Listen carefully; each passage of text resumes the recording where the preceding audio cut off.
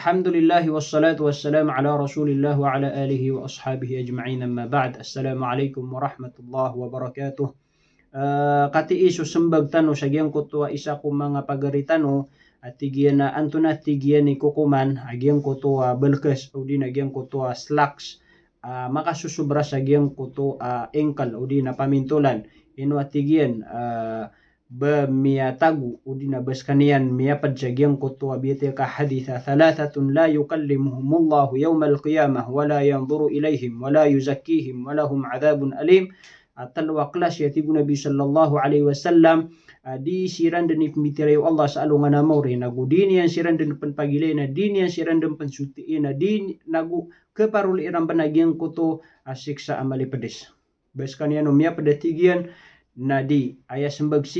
na paganeron na aya kukumanian pagariko na makruh aya makruh na hated dito ikasuswat wallah ubaw to pengulawlaa nagugito ipandapat o majority ko mga ulama makruh da maulog sa haram inon tabu o giyang kuto akya sirwarian anta ka kiyang bangalaian anta ka kya kimunian na aya sabab akya pakasubraan yanon nas makapantag sa giyang kuto kapangimpuruan o di nakapagambog na mimbalis kanya na haram. Gitu isembagian pagariko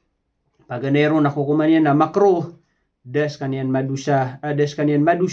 ugay na dito ikasuswat wallah o ingulala na kauto na da ka madusa ugay na dir ka masuswat wallah na uibagak kauto na balasang kaun wallah gitu pagane kukumanian ikadua kukumanian na haram ay haram na galabakang ka na kedusa kaun na uitagak ka ng balasang kaun wallah subhanahu wa ta'ala. Anto na sabab pakya pakaharamasi na kay sabab ko pagan-paganay ka sundu Islam agito sa mga musyrikin adiran di ka sudiya sa ko mga muslimin. Agyang ko tuwa sisifat nira nagyang ko tuwa kaaambog adiran di tero na naman sa mga muslimin na tigiran ka mga miskin